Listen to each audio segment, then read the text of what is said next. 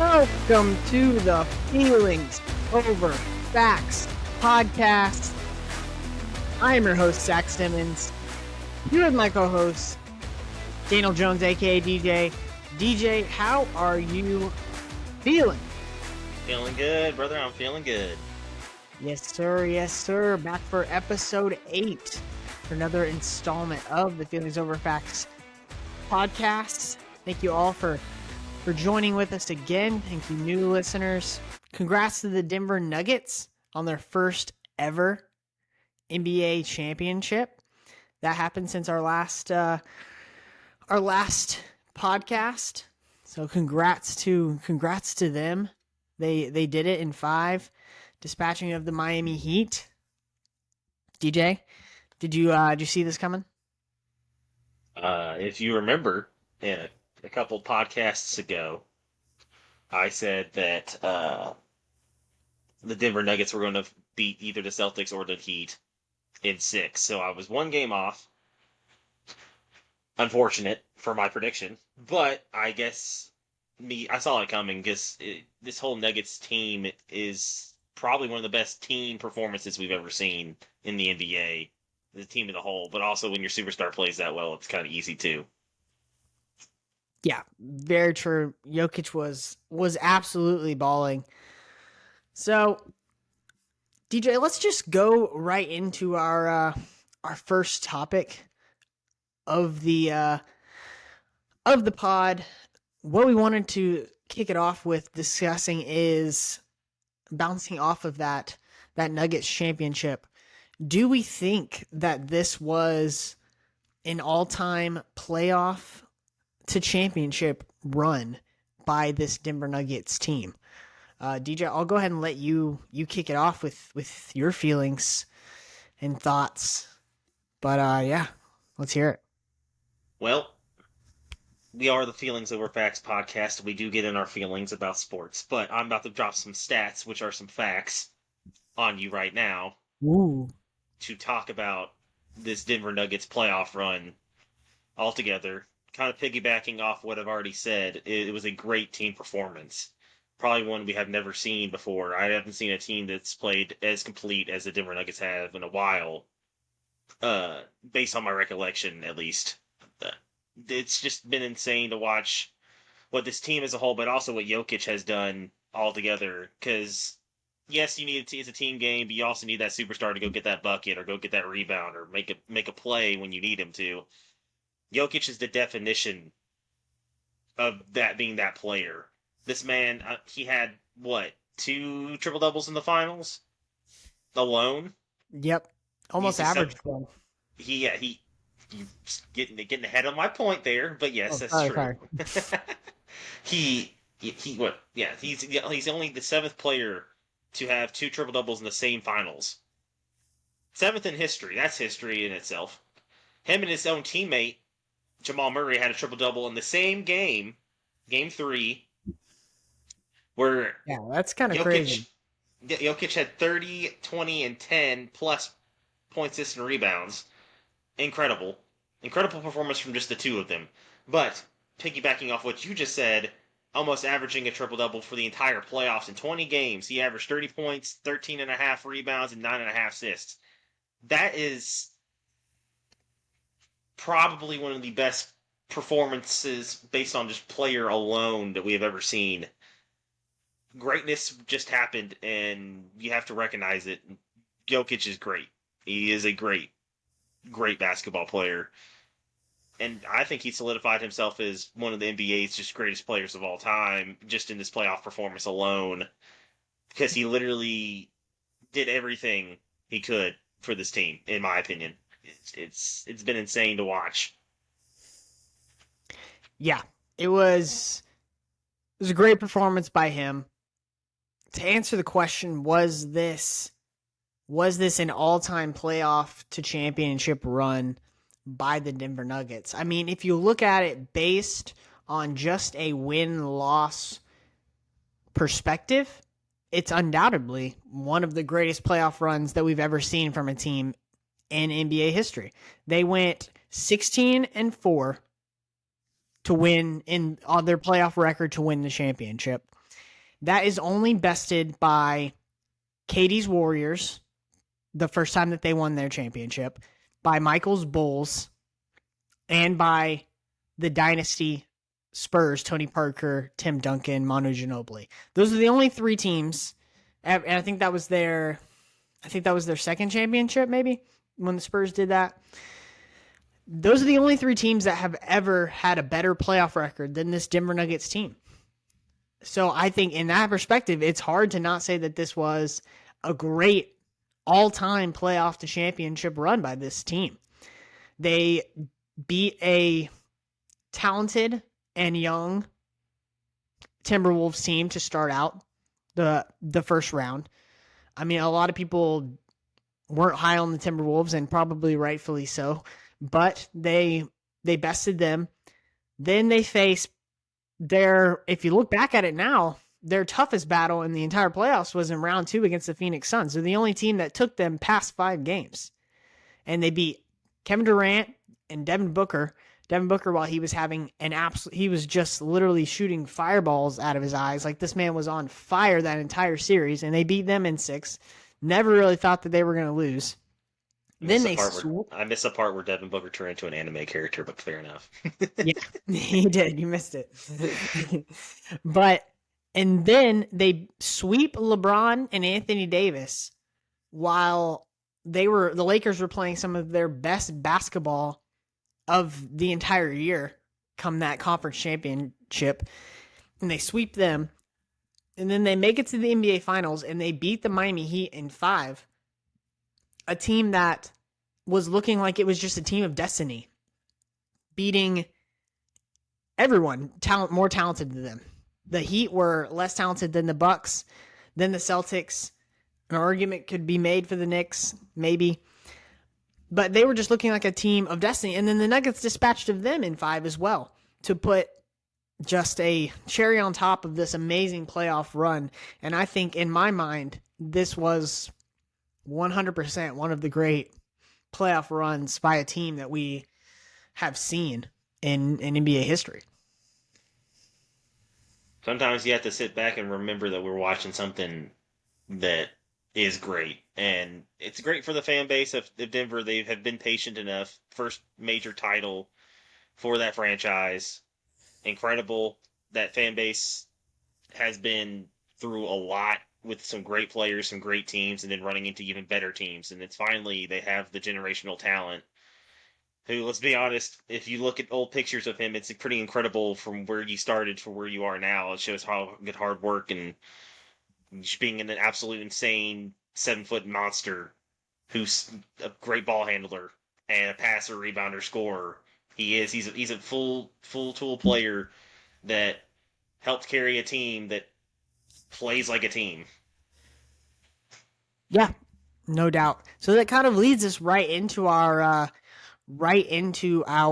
next kind of topic, which is, in your mind, do you see Nikola Jokic as undoubtedly the best player in the NBA right now in this current moment? I know there's a little bit of recency bias with what we just saw, but is there any doubt that, in your mind, DJ, that he's the best player on the planet?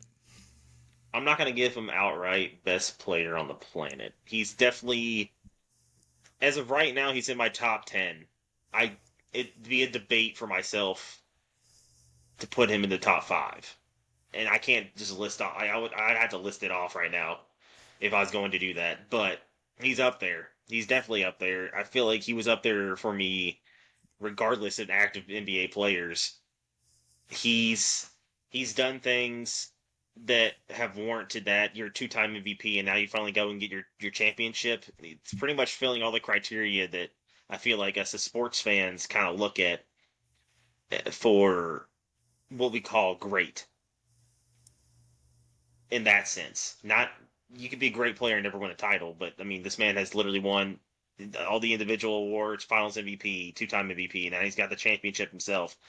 So it would be a discussion for me to put him in the top 5, but I can't definitively put him outright right now. Yeah, that makes sense. I think that that's very, very level-headed of you to not just. I feel like a lot of people right now are after what we just saw, like just saying he's like no question, like the best player in the world. And I mean that might be fair. I mean, he might be the best player in the world. I mean, what we just saw, just the absolute just dominance that he showed. If someone's had them as their best player in the world, I guess I couldn't totally fault them. But I mean, if you're asking me who I would rather have right now, Giannis or Jokic, it's still in my mind, it's still Giannis. I know that the Bucks kind of flamed out of the playoffs, getting beat by the Heat. But Giannis was kind of his rhythm was kind of thrown off in that series with the injury.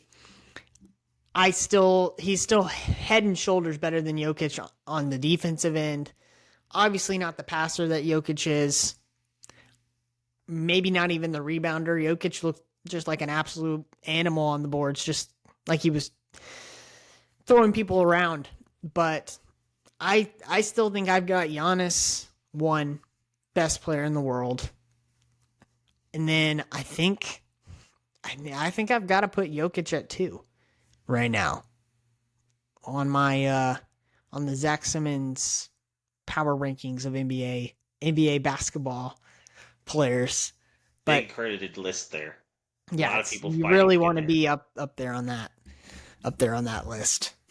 So yeah, I mean, averaging nearly a triple double for the entire playoffs is what Jokic did. Averaging a triple double in one of this in the he averaged a triple double in the Lakers series against one of the best defensive players in the league with Anthony Davis. It was just truly, I mean, and shooting 50% from the field, averaging over 28 a game. That hasn't been done through a playoff since Shaq did it. So Jokic is in great big man company there, and I think if he continues what he's doing, he's on pace to becoming one of the great big men of all time. And I think whenever the NBA does, they just did their 75 best players of the last 75 years or something like that, I believe. I think whenever they do their 100 years, that Jokic is definitely going to be in that list in my mind. I completely agree. Like it kind of seems like I'm contradicting myself when I say he's not my top. He might be my top five, but I did say he's an all time great already because of the historic performance. If he never plays another game of basketball again, it's going to be hard for anybody to replicate what he has done statistically in the playoffs and or the finals. So with that, I say that he's an all-time great. Maybe you could just say playoff performer, but I mean he's won 2 MVP, so I feel like that kind of nullifies that argument against it, in my opinion. So I, I'm starting to talk myself into it, putting him in. He's definitely in my top five right now of active NBA players. He's definitely top five, but he's not number one for me. Okay, that's fair. I can understand that.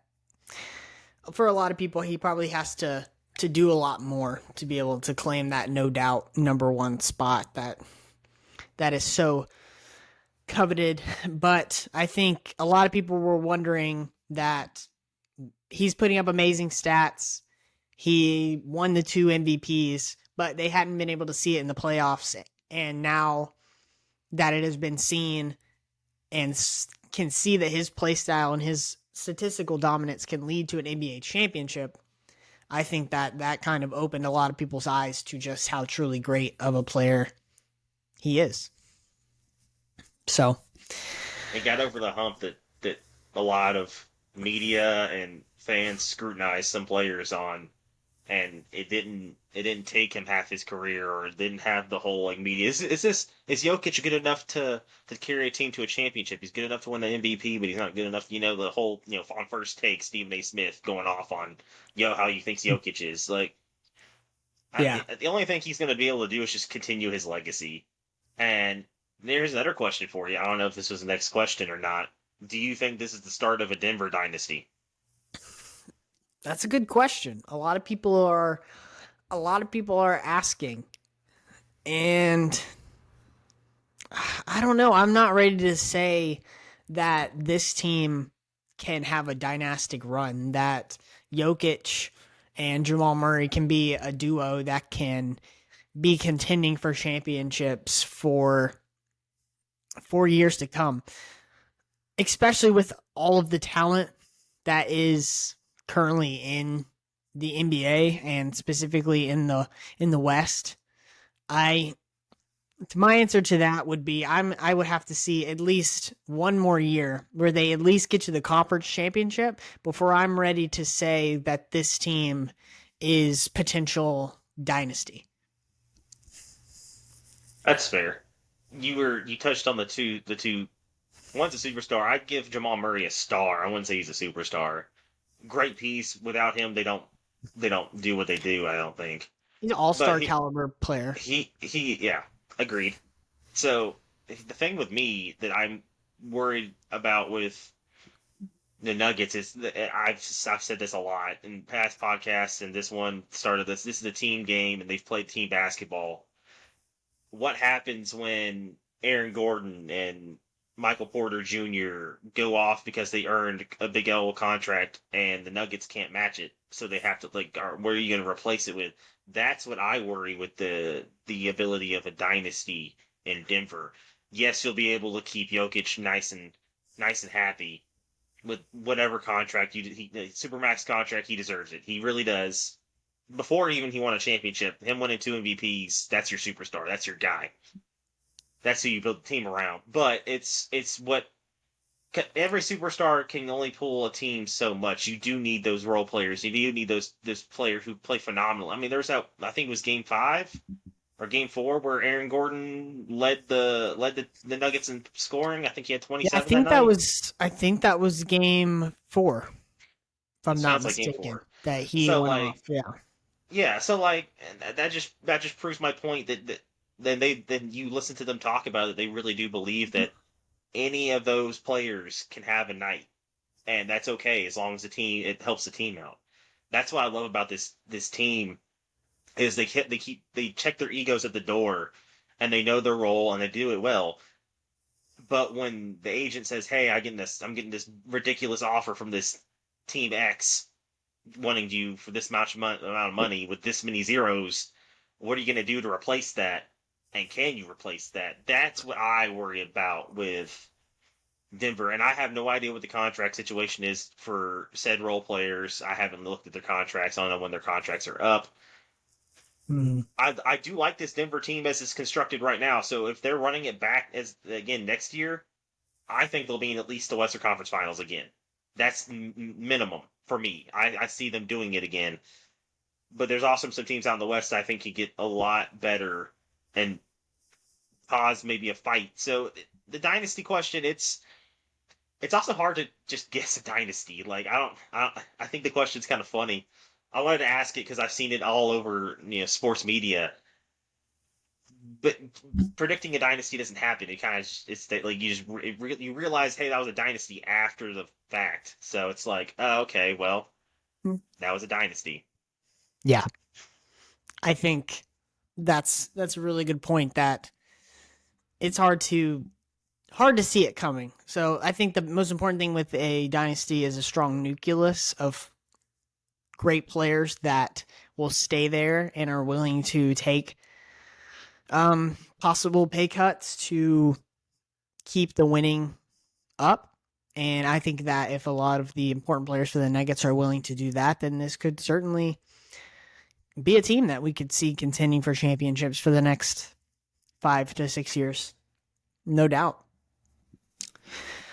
So, congrats on the Denver Nuggets. DJ, any final NBA thoughts before we transition over to a little NFL news and talk?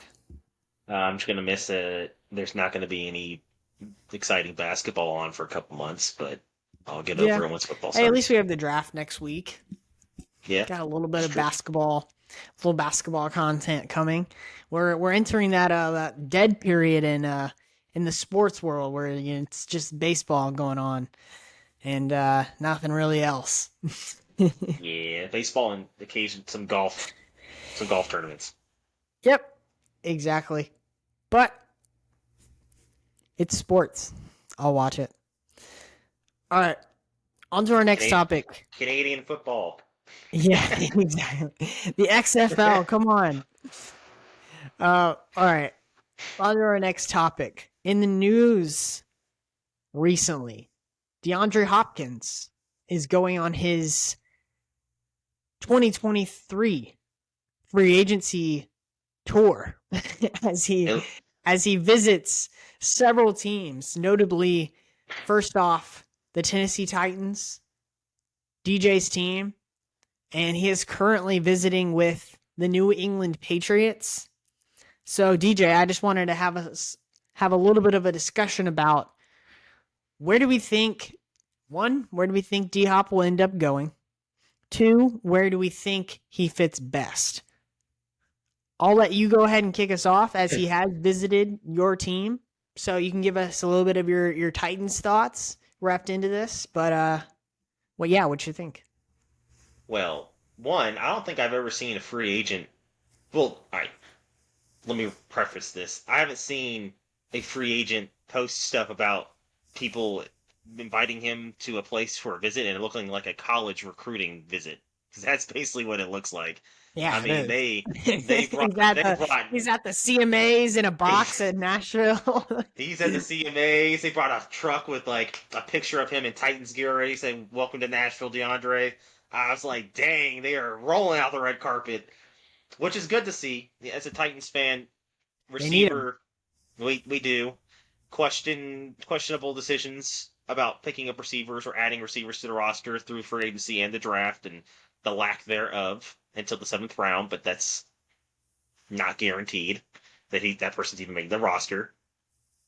Uh, as a Titans fan, it's a sexy pickup. Of course, I would not mind it. This is not. I know a lot of Titans fans have been kind of burnt on older receivers getting picked up at random times in their career, or when people have said, "Hey, Julio. this guy is too old," or "This guy's starting to lose it." Julio, uh, he's the big one. The other ones you can name them, but it's not like Andre Johnson. Like he Randy was here for Moss. Randy Moss. Yeah, that Robert really Woods, wasn't. kind of. I guess we actually traded. I mean, I thought Robert Woods was gonna be better than he was, but honestly, I don't think he fits the offense. Plus, also we had a Dumbo for an OC who didn't know how to call offense, so I'm not gonna blame Robert Woods fully for that. I, I want him as a Titan. Yes. Do I think it's the best fit for him? It depends on what DeAndre wants, in my opinion. So we talked about the Titans. I think he would be great for the Titans. He adds a legitimate receiver option to a room that does not have any proven receiving options at the moment. Traylon Burks had showed flashes last year, yes. The rest of the room, you you put them on a lineup in the street, and I wouldn't know maybe half of them right now as it going into camp. So I also think that he could help open the offense up a little bit more in the aspect that defenses are going to say, hey, where's number 10 at? He's the guy we need to focus on. He's their big guy. And I'm saying that with Derrick Henry in the backfield, too.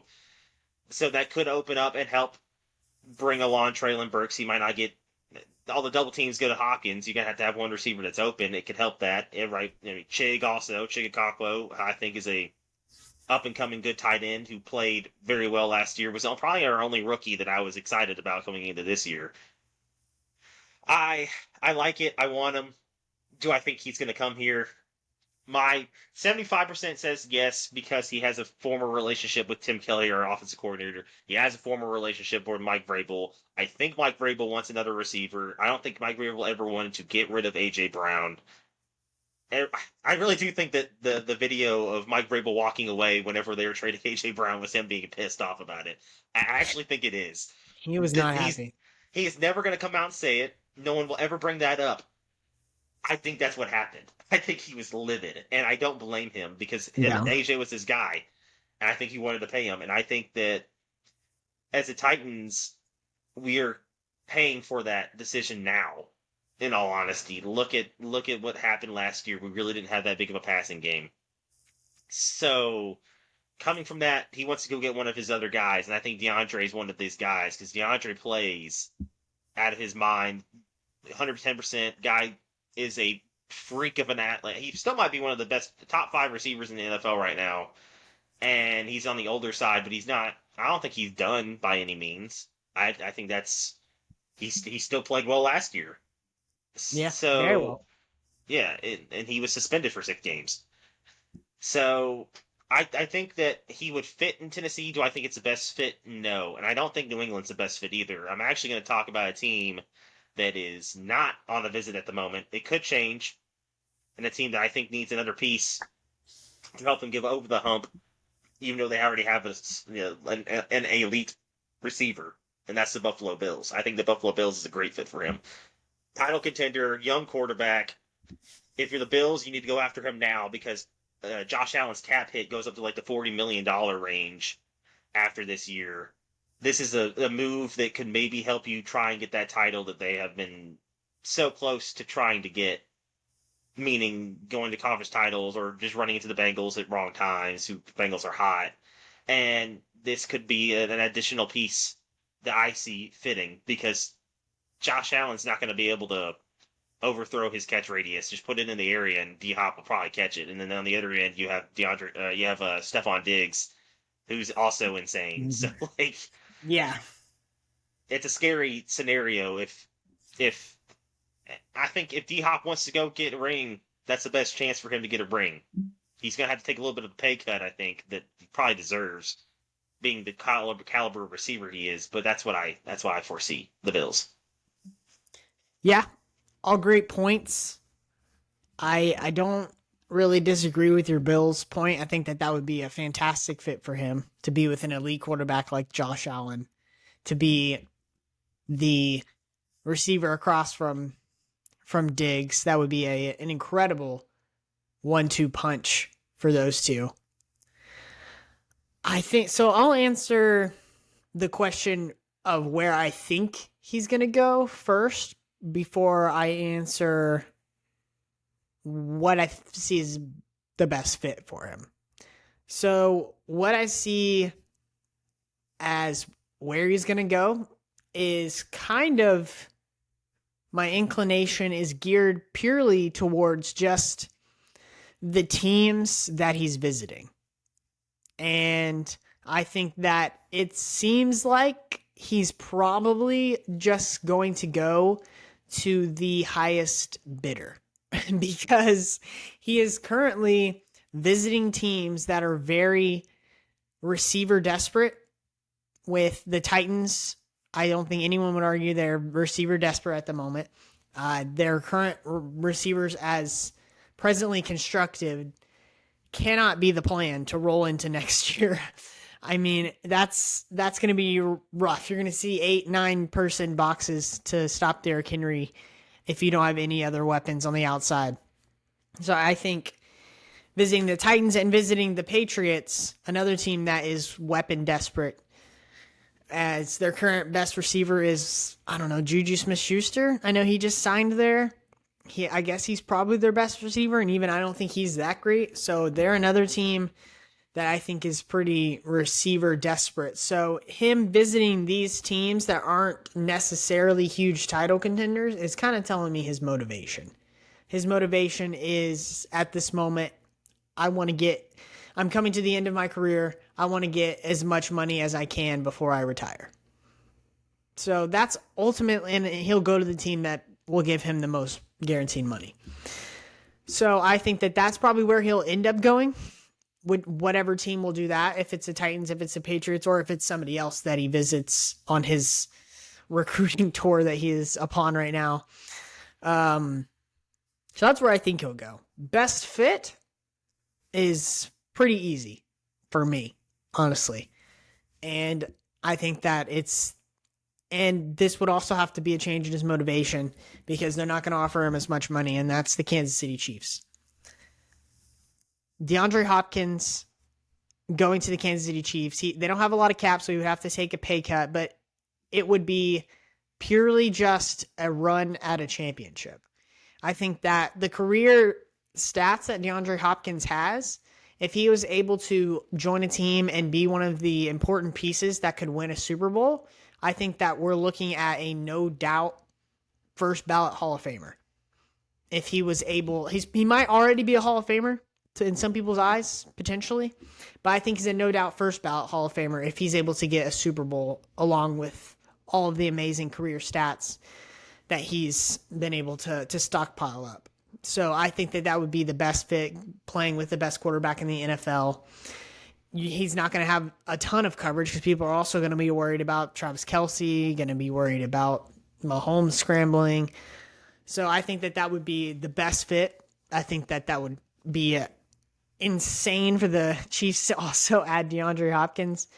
But that's where I see him fitting the best, and where I see him going would be the team that ultimately gives him the most money.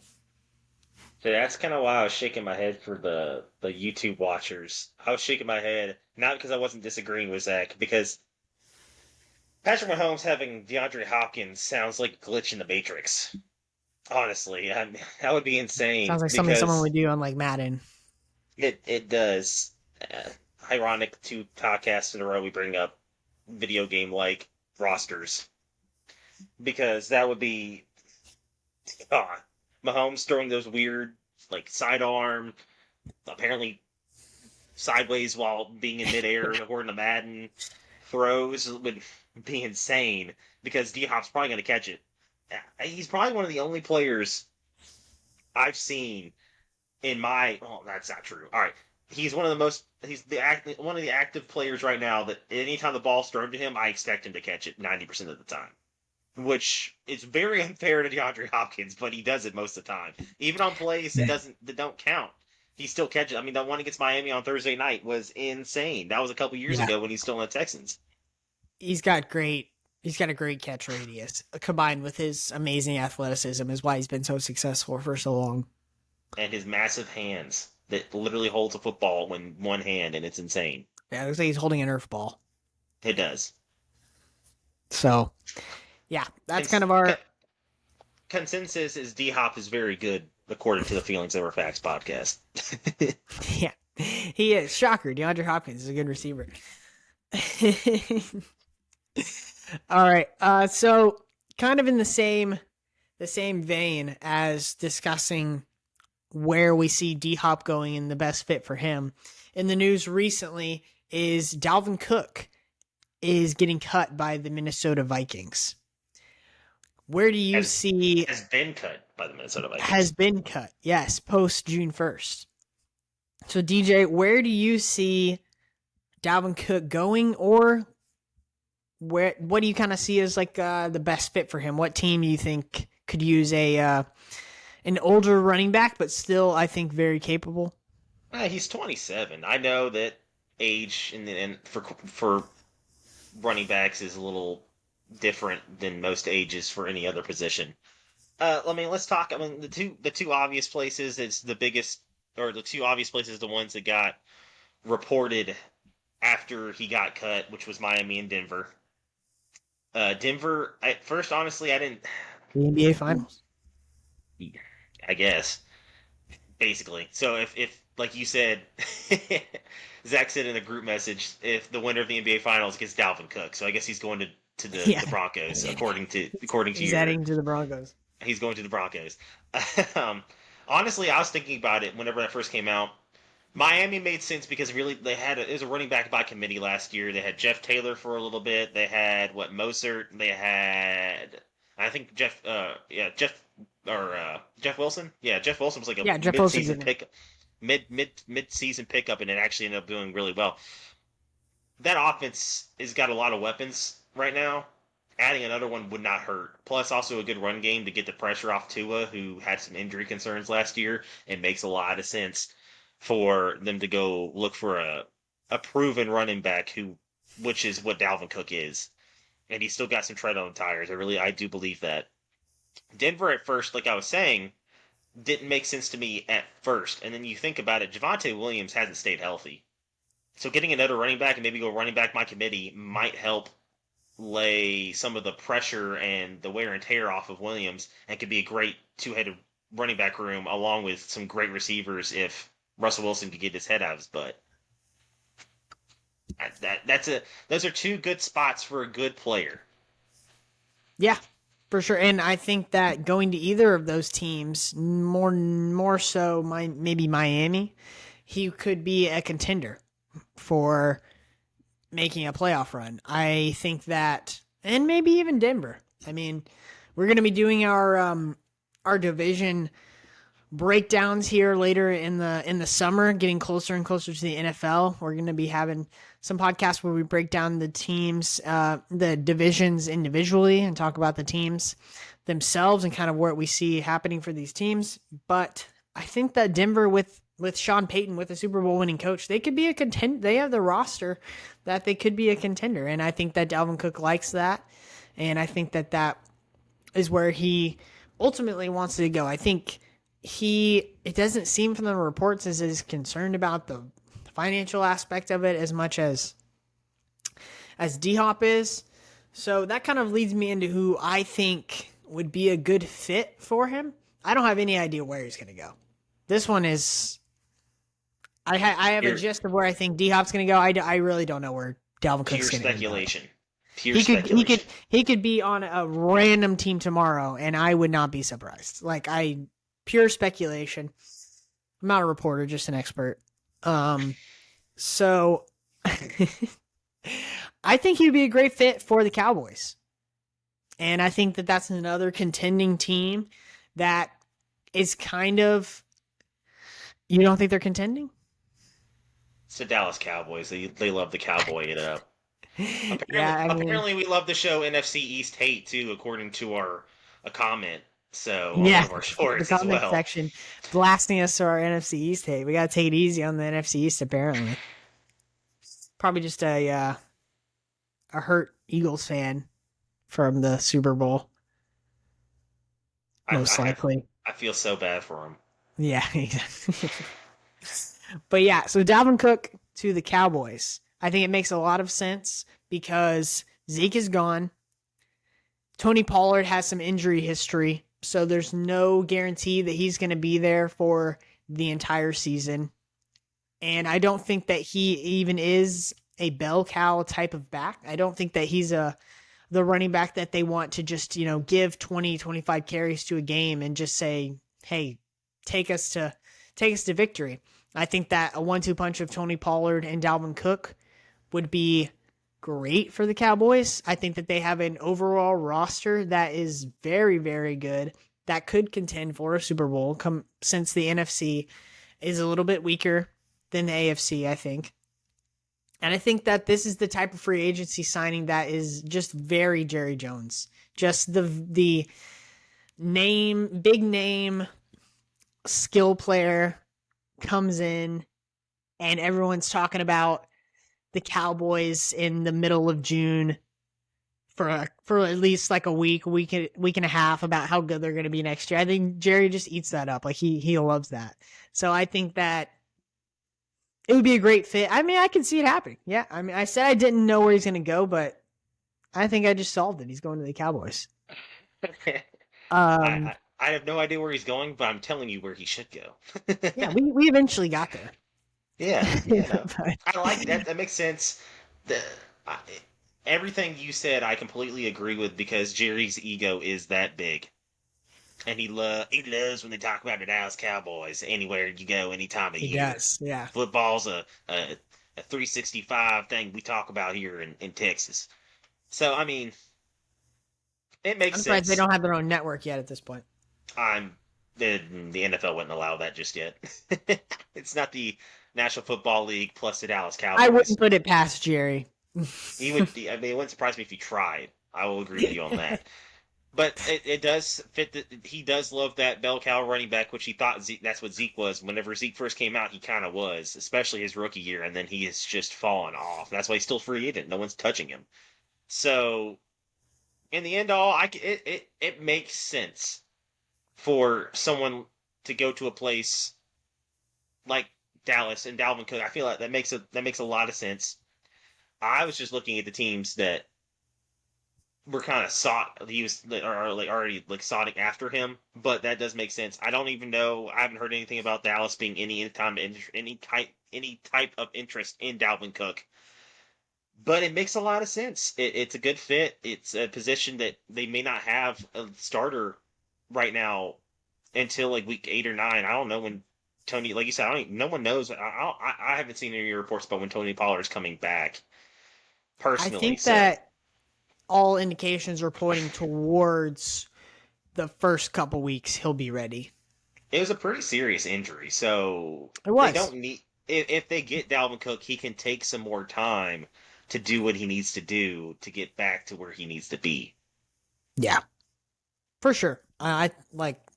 I'm right there. I think that him to the Cowboys is lining up in the stars. I can see it. We have a little bit of time here. We haven't talked about the. We didn't talk about this in our intense pre-podcast meeting, but another player that was in the news that could potentially be traded.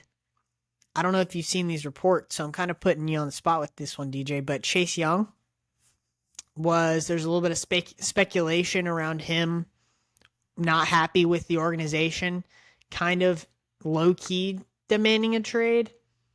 So I don't know if you've seen those reports and kind of have a team that you think may be interested in and reaching out for him. I have one. And that would be I think a potential 49ers a that would be insane. a potential Trey Lance and maybe like a fourth rounder, fifth rounder for Chase Young. I mean, Chase The Young's kind of been a Commanders little bit of need the Commanders. I can't really fathom them really wanting to roll Sam Howell out there that much. And Trey Lance is still, I think, an exciting young prospect. And if Chase Young's wanting to leave anyway, if they could get, a quarterback and a pick out of it for him, I think that trade would make a lot of sense. I don't disagree with that. And that would make the So 49ers line insane. I have seen some reports about it, but I didn't know how legitimate they are. Sometimes you see reports on things, you take it with a grain of salt. I mean, let's talk about if we're talking about weird reports. Jeff Darlington coming out saying that Ryan Tannehill is going to be staving off the other two quarterbacks to stay a starter. No dip. Yeah. Like that was the most pointless report I've ever seen. I am a Titans fan, but like anybody that knows is Ryan Tannehill's our starting quarterback this year. That's different. Tangent. I'm sorry. I'm getting off topic. Chase Young has been kind of a bust in my opinion. He's been hurt. He hasn't put up the stats. When he does play, he's been all right, but I don't think he's been worth the number 2 pick. So if you are the 49ers, I don't see the risk I don't see the harm in taking a chance, and it does look like that Brock Purdy is going to be ready at the beginning of the year.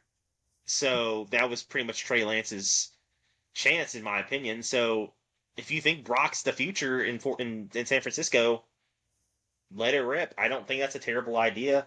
The only thing about it with the Commanders is you honestly saw more from Sam Howell than you've seen from Trey Lance so far Yeah, in success. exactly. He did fry the last game of the season. The man was on fire. It's the Yeah. last game of the season, so we don't know. I don't remember who they even played. Some division opponent, but I don't know if that team was even trying at that point because all three of their division opponent or division rivals made the playoffs. It may have been the Eagles without Jalen Hurts. It might be right. I don't remember. I had to look it up. I And have a small inclination that might be true. so we'll take it with a grain of salt because that team was already ready for the playoffs. So Sam Howell doing well against a team that was already getting ready for the playoffs may not mean anything in the end all be all. Maybe Sam Howell doesn't doesn't do anything. But Trey Lance also hasn't been on the field long enough for us to get an actual impression. Yes, he was a higher sought after draft prospect, but after you're in the league, that doesn't mean anything. You have to prove it on the field, and we haven't seen that. But if you're giving up a fourth and a promising pass rusher that hopefully can stay on the field, I mean, you already got Joey Bosa, Nick Bosa. Might Yeah, as well take a shot. I mean, that'd be fun. That D line would be even better. That defense would be even yeah, better. it'd be Plus, crazy. also, the Commanders have D line depth they can afford to get rid of, and I feel like they'd Mhm. be okay. Yeah, they're very set at the D line, so They are. I think that with him seeming like he's wanting to get out, they are. It's looking like Also, probably don't going to move him. don't blame him because let's be honest. I mean, I know that they just got the sale of the team away from the Schneider family, but that was one of the worst ran franchises in all of sports, Yeah, easily. So easily. maybe I don't know why it's just now coming out that he was wanting to move because as soon as I got drafted there, if my contract was coming up, I didn't care if you were giving me all of King Midas's gold. I would probably wanted if the Schneider Yeah, family was still in charge, I'd be wanting to get out too. yeah, So no doubt. Yeah. So that kind of concludes our segment on a lot of the trade and free agency rumors in the NFL. A lot of exciting stuff coming in that regard. We'll continue to do these kind of news breakdowns as they come and continue to give our feelings on them our as the expert NFL feelings. offseason as the NFL offseason progresses. So, DJ, we've arrived yet again to our feelings of the week. I'll kick it off and go first on this one. Okay. My feeling of the week, and I don't think we've done any golf talk yet on the pod, but I think Rory takes on the U.S. Open this weekend. I really see him kicking it back into gear. He's been on a little bit of a slump, but Yeah, he has. he's the type of player though that when he is on, he is on, and he can be at any moment back to his best player in the world status. And I think Rory could take home the Open this weekend. That's my feeling of the week. Still a little bit salty at Rory for losing me money in the Masters because I put him to finish like top 10, and he completely just sucked. And I was like, what happened? That's a It was personal really thing. So disappointing. it Anyway, was he's been very disappointing in a disappointing. couple majors. So He has, and it's like, dude, what's going on, bro? Like, come on now, yeah. let's put it together. My feeling of the week goes to another sport we haven't spent a whole lot of time on. That's baseball. Ooh. I'm predict I'm predicting the NL MVP. Yes, I am biased. No, I'm not actually being biased in this pick because he's been absolutely phenomenal. Ronald Acuna is going to win the NL MVP, and I'm calling that in June. They don't decide that until after the November? playoffs. Yeah, something like that. November probably, yeah. We'll see, man. It'll be it'd be Man, crazy if he wins. He's up there, right? He's like one of the favorites, I think. he should be. I mean, the man has what? Let's see. He has 29 stolen bases already.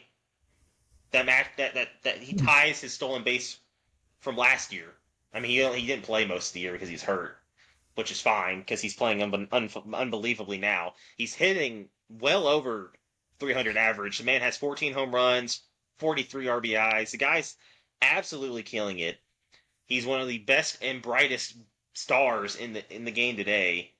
He's only 25. He's only going to keep getting better. The guy is absolutely insane, and he's one of my favorite baseball players to watch right now. If you love baseball, I don't understand how you don't love watching this guy do what he does because it's one of those Yeah. things where you notice greatness. That's who it is. Ronald Acuna is Yeah, I great. don't watch a lot of baseball, and I can even tell that he's amazing. Like he's got to be probably the most well-rounded player, probably the best well-rounded player in the MLB, the best five-tool player. He fields. He's got a rocket arm. He can hit. He can steal bases. He's I kind of don't got it all. disagree. He Yeah, does. he's everything that you want out of a player. All right, DJ.